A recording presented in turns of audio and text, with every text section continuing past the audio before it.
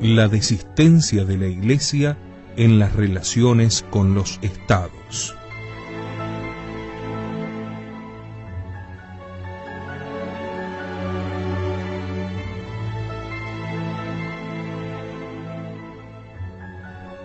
La desistencia de la autoridad que hemos indagado en nuestro programa anterior de la Iglesia, profundizando en la reforma del Santo Oficio, se manifiesta también en las relaciones con los estados, bajo la forma de esa condescendencia con la cual la Iglesia participa en ese gran proceso tendente a la distensión internacional.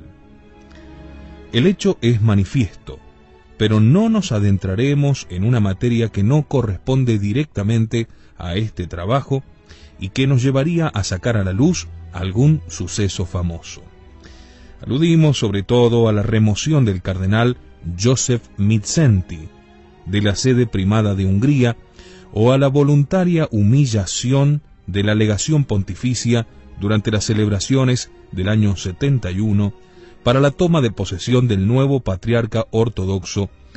El cardenal Willebrand y toda la delegación papal escucharon sin ningún movimiento o acto de protesta las acusaciones contra la Iglesia romana. Aludimos, en fin, a las demostraciones de simpatía del Papa Pablo VI hacia la Iglesia cismática de China, que fue condenada, sin embargo, por el Papa Pío XII en 2 cartas encíclicas de 1956. Nos extenderemos, sin embargo, un poco más sobre el sintomático de los actos que manifestaron la actitud de rendición de la Iglesia ante el Estado moderno. En las relaciones entre las dos potestades, la revisión del Concordato italiano de 1929 es el hecho más señaladamente significativo del cambio realizado por la Iglesia Católica en su filosofía y en su teología.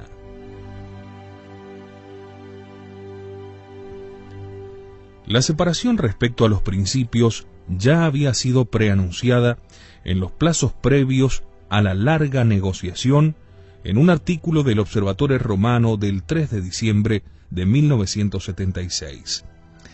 En él se declaraba que para atestiguar su propia disponibilidad, la Iglesia estaría dispuesta incluso a sacrificar los principios.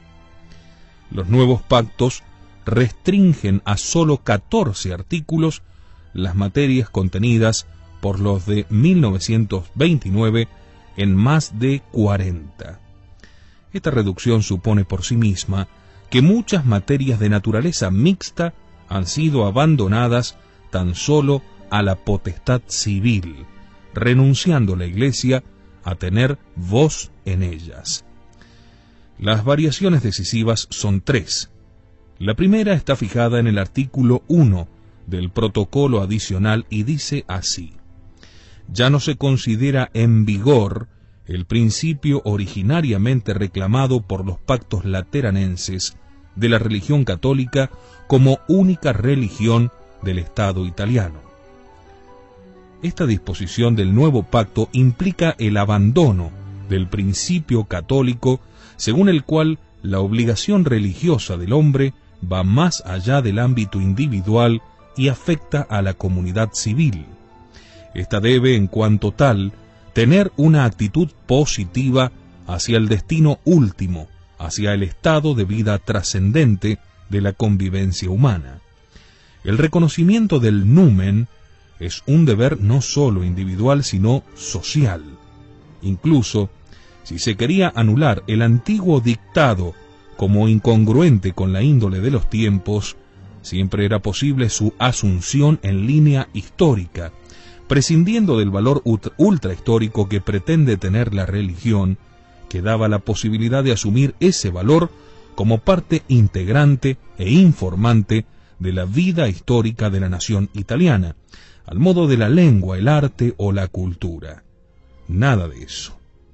Es la tesis enseñada por Pablo VI, que no hace de la religión un carácter divisor de la sociedad civil, sino distintivo. Conviene notar además cómo una mayor finura de la diplomacia vaticana podría haber encontrado un modo de dar una expresión menos abierta a una conformidad tan grande de la Iglesia con la emancipación de la axiología civil respecto a los principios religiosos. Se habría podido establecer, en vez de que ese principio ya no se considera en vigor, que la Santa Sede toma nota de que el Estado italiano ya no lo considera en vigor, por ejemplo. La variación de la sustancia es manifiesta. Hoy, la Iglesia llama laicidad a lo que ayer llamaba laicismo, y lo condena como igualación ilegítima de conductas desiguales.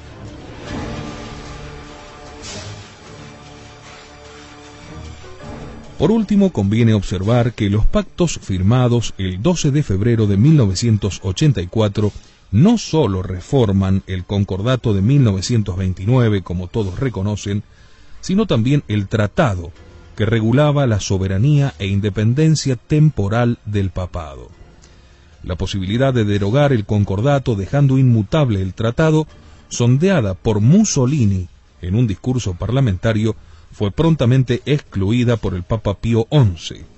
No sé cuál es la legitimidad de un procedimiento que abroga en un pacto la cláusula de otro pacto sin citarlo, pero el hecho, poco advertido en los discursos y en la prensa, es que el artículo primero del protocolo adicional, firmado el 18 de febrero del 84, abroga tácitamente los artículos 1 y 2 del Tratado de 1929, que establecen que Italia reconoce y afirma el principio por el cual la religión católica, apostólica y romana es la única religión del Estado. Como consecuencia, el artículo 13 del nuevo concordato, afirmando que las disposiciones precedentes constituyen modificaciones del concordato lateranense, es erróneo por reticencia. También constituyen una modificación del tratado. La segunda variación concierne al régimen matrimonial. Con el concordato de 1929, Italia reconocía los efectos civiles del matrimonio canónico, obligatoriamente transcripto al registro civil, pero ya con la introducción del divorcio, el régimen fue unilateralmente variado. El cónyuge de una persona divorciada, el Estado le retira el estatus de cónyuge, que sin embargo la Iglesia le conserva a perpetuidad. Además, aunque el artículo 8 del Pacto de 1984 renueva el reconocimiento de los efectos civiles del matrimonio canónico, da al Estado la facultad de negarlo cuando las condiciones del derecho canónico no se correspondan in casu con las normas del derecho civil. La tercera variación se refiere al régimen escolar.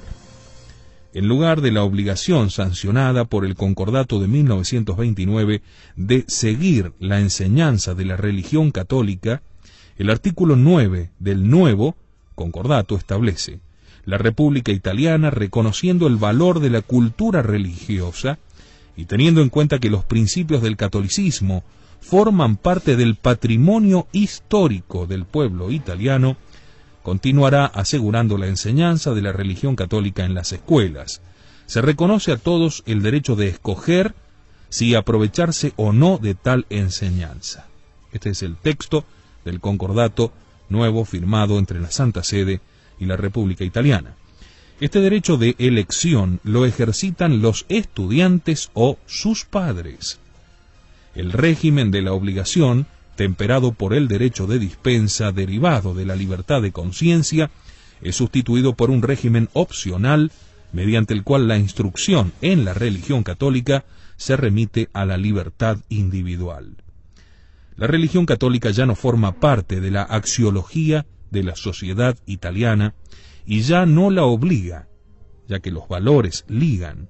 Ya no es la religión católica en cuanto católica lo que el Estado reconoce, sino la religión católica en cuanto se trata de una forma históricamente relevante de la religiosidad.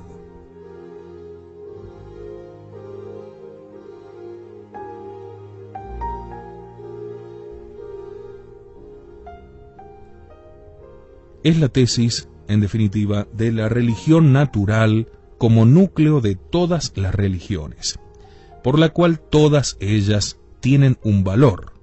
Es el fondo, como tantas veces hemos dicho, del espíritu del siglo presente. Lo mismo sucedió en todos los países del mundo, donde desde la Santa Sede se fueron rompiendo los concordatos, porque si se aceptaba como se aceptó, y ya lo veremos más adelante, la libertad religiosa contra todo lo que la Iglesia había dicho anteriormente al Concilio Vaticano II, entonces había que reformar estos concordatos firmados entre la Santa Sede y los países que se autoproclamaban católicos. Y fue la propia Santa Sede y sus negociadores quienes hicieron renunciar a los distintos países de esta obligación.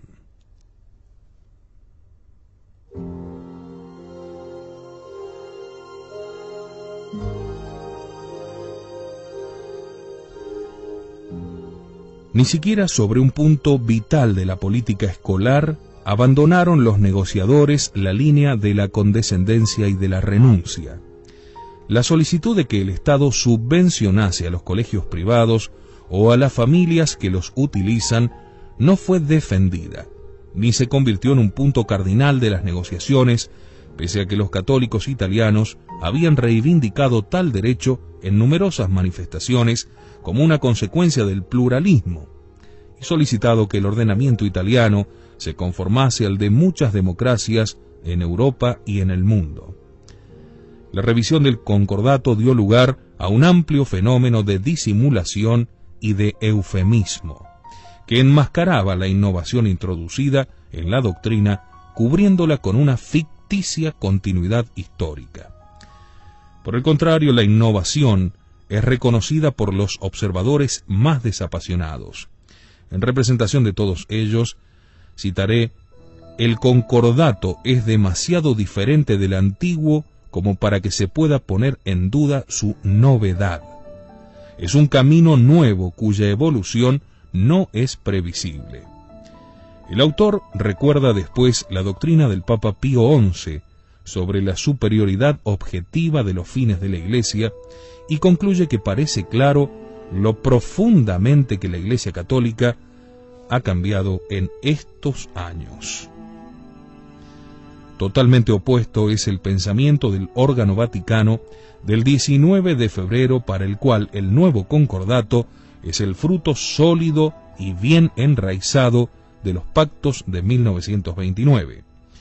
Esta declaración sería verdadera si se invirtiese el sentido de las palabras, y si cambiar los principios, como se confiesa haber hecho, equivaliese a desarrollarlos, hacerlos fructificar y mantener el concordato en su integridad. Y si bien después se afirma que permanecen intactos los principios de la religión católica, la distinción es obvia. Permanecen intactos en sí mismos, y prescindiendo del concordato, como permanecen intactos ante el error y en la persecución, pero ciertamente no en las leyes, no en las costumbres y no en la vida social del Estado, que ahora profesa y practica lo contrario. El propio Papa no se abstuvo de esta tentación de cambiar las cosas, cambiando el sentido de las palabras, y de buscar en fórmulas verbales la satisfacción que la realidad no permite. En el discurso del 20 de febrero de 1984 dijo: la revisión del concordato es signo de la renovada concordia entre el Estado y la Iglesia en Italia. ¿Pero acaso el divorcio no discorda de la indisolubilidad? ¿Y es que el aborto acaso no contraviene para la Iglesia la prohibición de matar, a que obliga la moral natural? ¿Y el indiferentismo de la escuela pública hacia la instrucción religiosa no choca acaso contra el deber del católico de instruirse en la propia religión? La verdad es que en la axiología de las actuales repúblicas tienen cabida la alfabetización, la cultura física, la sanidad, el trabajo, la seguridad social, las artes y las letras. Pero aquel valor que, según la doctrina católica, es el valor originario y que consuma a todos, queda sin embargo excluido y rebajado a la esfera privada bajo la protección de la libertad. Ya se defiende solo la libertad, no la verdad. Geno Pampaloni, en un artículo titulado Il Tevere più stretto de Il Giornale del Popolo, 6 de enero de 1984, ilumina la creciente convergencia entre Estado e Iglesia, pero la considera erróneamente como un efecto de flexión de la laicidad, cuando al contrario es debida a una decoloración en el catolicismo de cuanto es peculiar en él. No es el Estado el que se inclina hacia la religión, es la religión la que ahora se inclina hacia el Estado y, valga la expresión, se hace una desreligión. Este proceso lo denomina Pampaloni con un término del léxico político italiano: compromiso histórico. En su amplitud y profundidad es, sin embargo, la transformación de fondo que está preparando la cosmópolis humanitaria y la teocracia universal.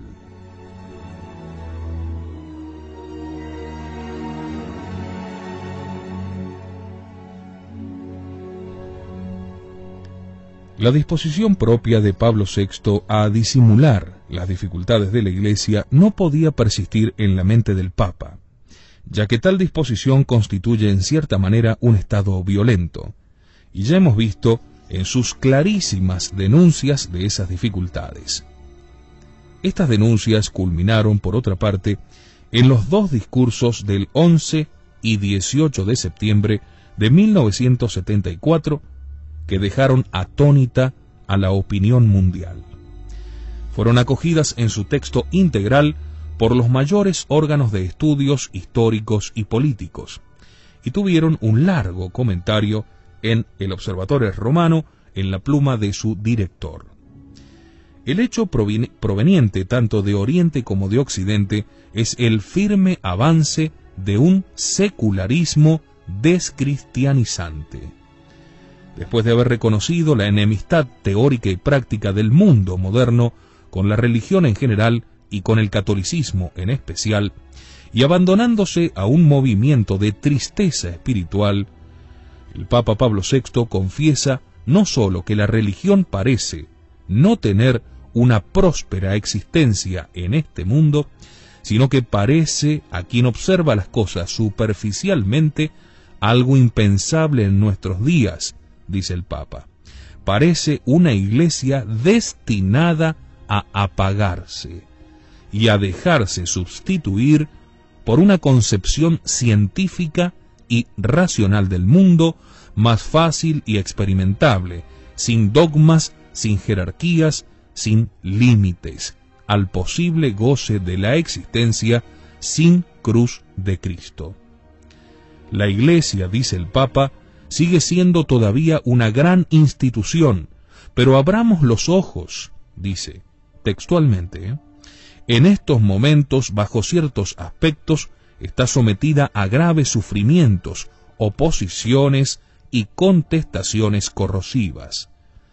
Y el Papa pone en duda que el mundo necesite todavía de la Iglesia para captar los valores de la caridad, del respeto de los derechos, de la solidaridad, dado que por el momento, dice ahora textualmente el Papa, todo esto lo hace ya el mundo profano por sí mismo, y aún parece que bastante mejor.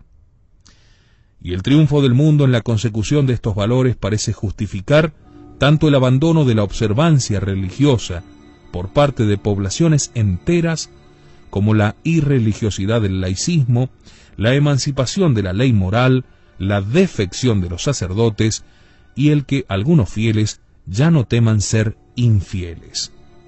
Finalmente, el Papa avanza la idea de la superficialidad del cristianismo y de la ausencia de la religión en el mundo contemporáneo. Es el advenimiento, podemos decir, del hombre microteo.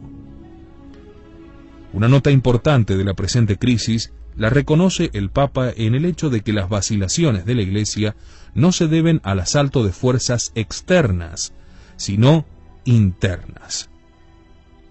Este es el criterio mismo establecido por nosotros para establecer en la historia de la Iglesia cuándo hay crisis y cuándo no la hay.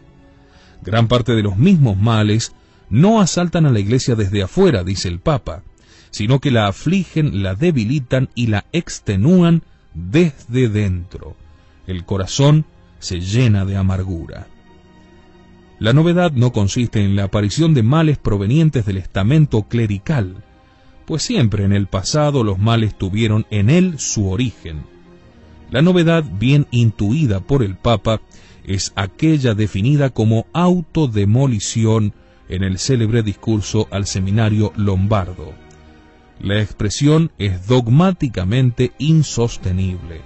De hecho, no volvió a ser repetida ya nunca por el Papa, porque la Iglesia es esencialmente constructiva y no destructiva.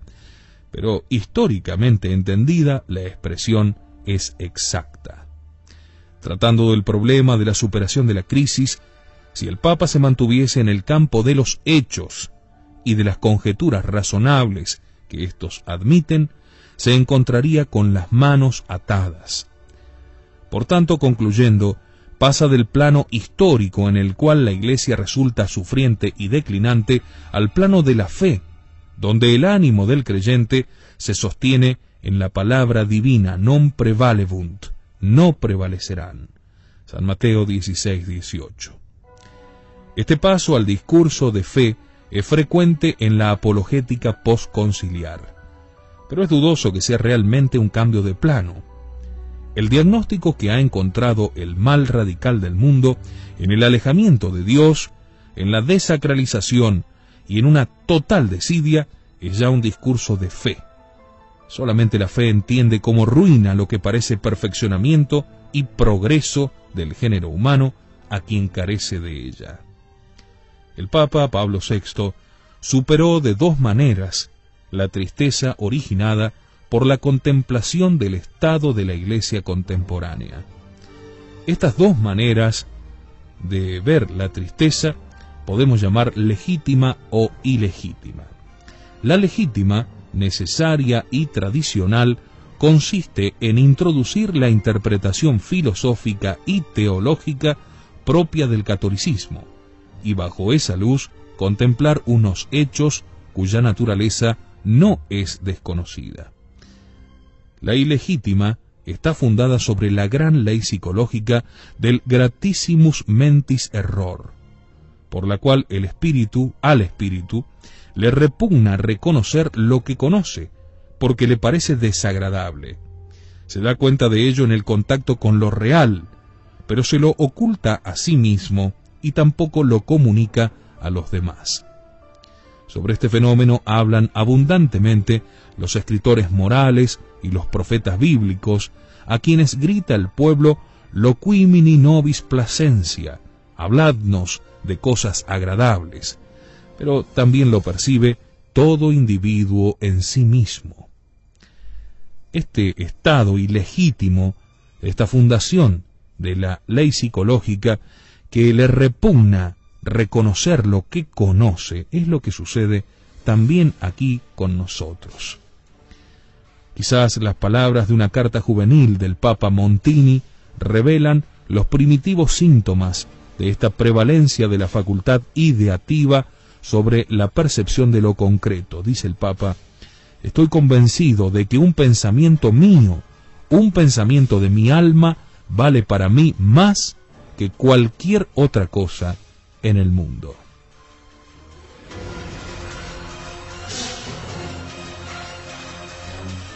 Solamente para quien conoce poco las agustinianas Letabre, Recovecos o el mansoniano batiburrillo en que consiste el corazón humano, incluso el del Papa, ¿no?, puede resultar sorprendente encontrar en el mismo discurso de Pablo VI, contiguas y ligadas, la tristeza correlativa a la realidad y el triunfalismo que la esfuma, transfigura o literalmente invierte.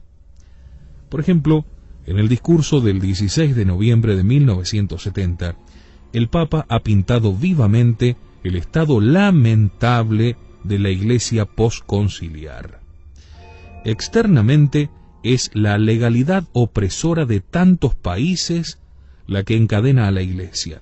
Ella sufre, lucha, sobrevive como puede porque Dios la asiste.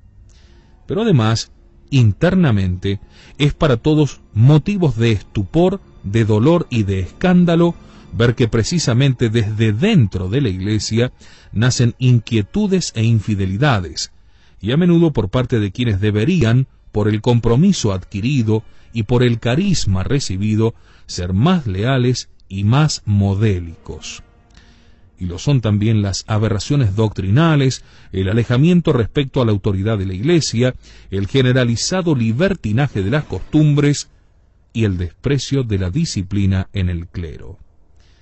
Sin embargo, pese al onus grave anunciado tan articuladamente, el Papa ve idealmente algo de positivo en la situación, e incluso llega a denominar signos maravillosos de vitalidad, de espiritualidad y de santidad.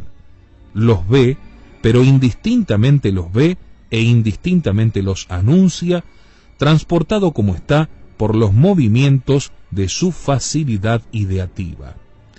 Hasta en las vísceras de los errores dogmáticos, que él sin embargo condena vigorosamente en la encíclica Mysterium Fidei, el Papa encuentra razones de un relativo aplauso, hallando hasta en la herejía que niega la presencia real, como dice textualmente, el laudable deseo de escrutar tan grande misterio y explorar su inagotable riqueza.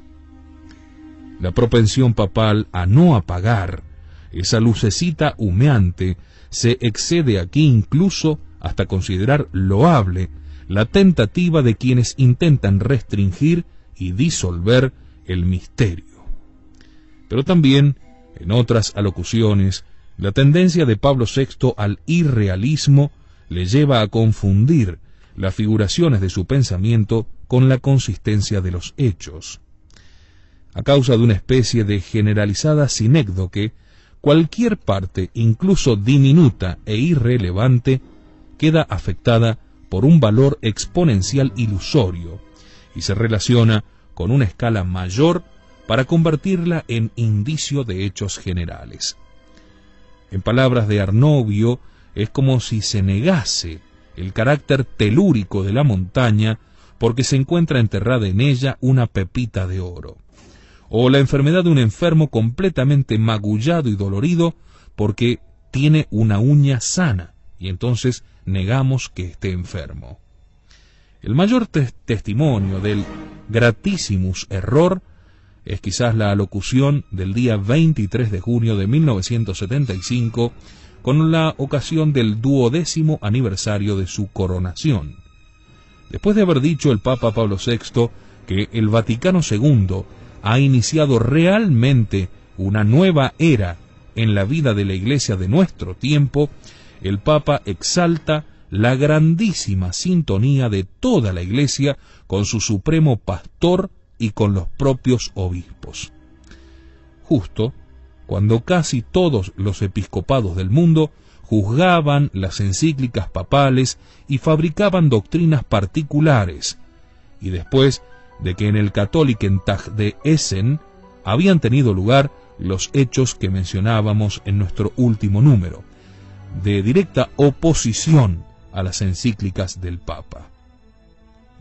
El Papa sucumbía 3 semanas después a un ictus de olvido de esta grandísima sintonía que mencionaba, al añadir, como ya vimos, basta con la disensión dentro de la Iglesia, basta con una disgregadora interpretación del pluralismo, basta con la lesión que los mismos católicos infligen a su indispensable cohesión. Es como que de algún modo, ante el gran público, ante la prensa internacional, quiere el Papa hacer ver que todo está bien, que todo es una maravillosa primavera de la Iglesia, cuando en el fondo se nota una tremenda pudrición y un invierno atroz, del que también da cuenta a veces cuando ya su estado anímico se encuentra en un estado de exaltación.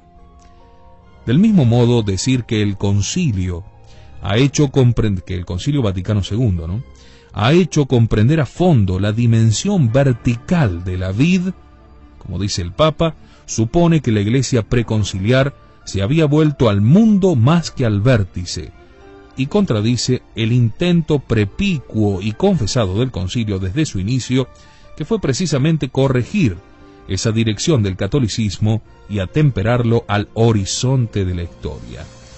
Todavía dice más el Papa Pablo VI. Dice que los frutos de la reforma litúrgica aparecen ahora en todo su esplendor. Pero pocas semanas antes, la catedral de Reims sufría tal profanación con conocimiento del obispo que se pidió su reconsagración, y mientras tanto en Francia se multiplicaban desmesuradamente las liturgias arbitrarias, pululaban a centenares, con desprecio de las normas romanas, los cánones ilegítimos, y la misa cum pueris excitaba las más vivas protestas del mundo católico. En fin, con una generalidad de pronunciamiento que apenas sería propia de siglos de verdadera unidad espiritual, el Papa declaraba que las enseñanzas del concilio han entrado en la vida diaria, se han convertido en sustancia que corrobora el pensamiento y la práctica cristiana.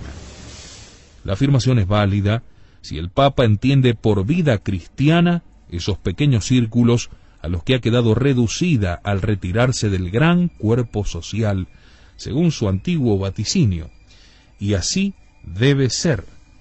No es válida, sin embargo, para la ciudad de Roma, sede de San Pedro, donde según las estadísticas del Observatorio Romano, el 80% se declara católico, pero el 50% de este 80% no cree en el paraíso ni en el infierno. Tampoco es válido a la luz de los hechos posteriores, ya que en mayo del 81, solo el 22% de los romanos se pronunciaba contra el aborto, demostrando así que el diagnóstico era totalmente exagerado y alejado de la realidad.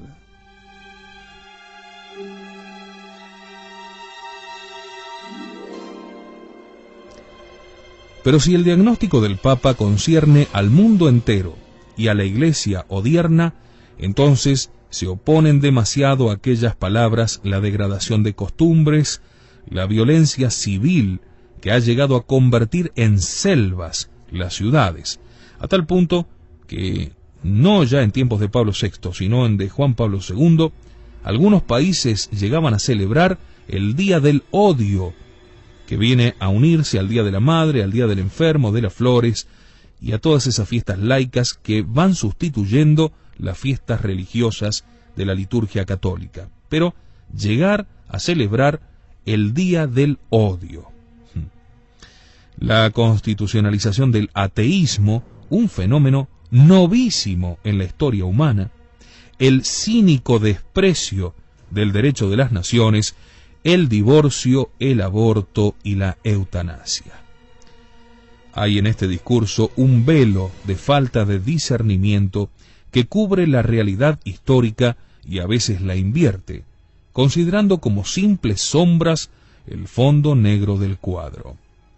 Esta visión monocolor de la situación es retomada por el Diario de la Santa Sede, que no pudiendo cerrar los ojos, recurre a la distinción entre la buena salud de fondo y los terribles fenómenos visibles. Observatorio Romano, 24 de diciembre de 1976. Si así fuese, el diagnóstico del estado de la Iglesia sería función de un juicio esotérico, del cual es incapaz el sentido común de la Iglesia y del mundo. Ahora bien, aun siendo verdad que el substrato de la Iglesia es un principio invisible que lleva a cabo en el fondo de la conciencia acciones de por sí invisibles, es cierto también que perteneciendo ese algo invisible a la historia, se manifiesta en el orden de los hechos. En cuanto que la Iglesia está en el mundo, forma parte del orden de lo visible. Es como el reino de Francia, decía San Roberto Bellarmino. No diré de la Iglesia contemporánea lo del decadente mundo romano, decía Tácito. Corrumpere et corrumpi seculum vocatur. Se llama vida a corromper y corromperse. Pero tampoco haré como los bíblicos antílopes, que incluso caídos dentro de las redes, tenían el ánimo confiado, ignorando voluntariamente su propia prisión.